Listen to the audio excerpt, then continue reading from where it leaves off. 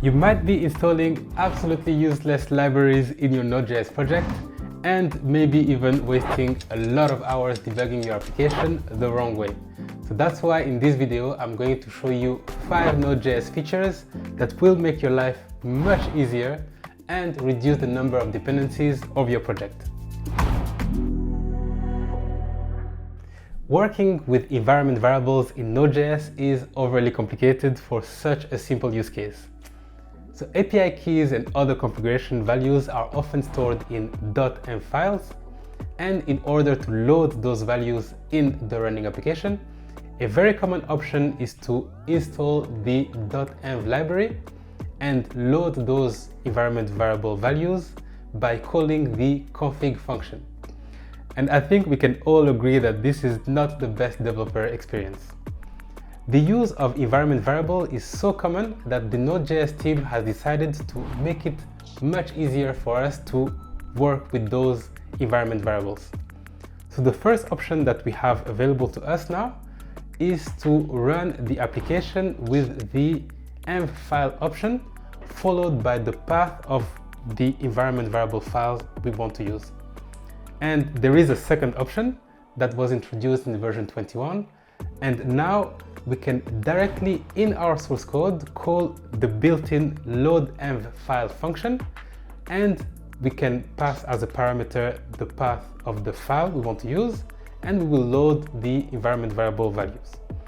So we now have two options that make it much easier to work with those .env files, and there is no need to install any external dependency here. If you don't want to waste your time rerunning your app every time you make a change to your source code, you could install NodeJS as a dependency and run your app using it. There is nothing wrong with that, except you don't actually need to install anything because Node.js already provides this feature since version 18. So you can run your app using the watch option. With that option, when you make a change to your source code, your app will automatically restart with the most recent change applied. Exactly what NodeJS does, except you don't need to install anything because that's already available by default in Node.js. I don't know about you, but I find writing tests super boring. So if I'm working on the side project, there is a big chance that I'm just going to ignore tests altogether because I cannot even be bothered to install a testing library and do all the configurations. But unfortunately, it turns out that's not even a valid excuse because Node.js has a test runner directly built in. So now I feel even more guilty about not writing tests. So here is how it works. So you can write a test file, and then in your test file you can import a test module, the test module. You can import the assert module, and then you write your test using the describe and it framework and use the assertion to write the logic of your test. And to run your tests, you can use the node followed by the -test command. Et voilà, you have your test running. So now you don't even need to install Jest or write any configuration file. You have everything already there in Node.js. Sorry about that, but that's one less excuse to write unit tests. If you've worked on a few Node.js projects, there is a very high probability that you've seen these lines of code before. When we need to generate unique values, UUID is a very popular choice, and most projects will use the UUID npm package to generate those unique values. But once again, Node.js can do that for you.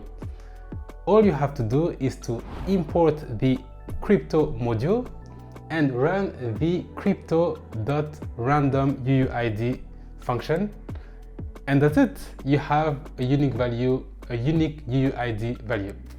Yes, it's that simple.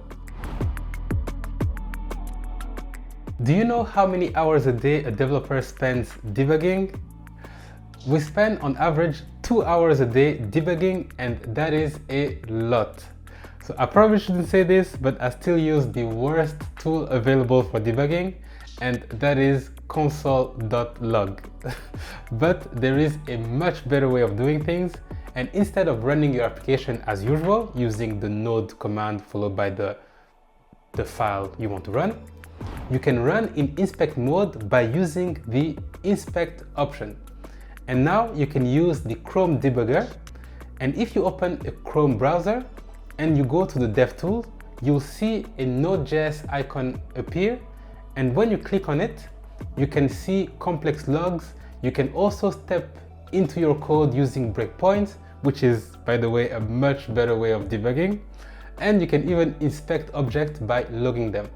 So here you go, now you have a much more efficient way of debugging your code, and hopefully that will save you a lot of hours instead of just putting console logs everywhere in your source code.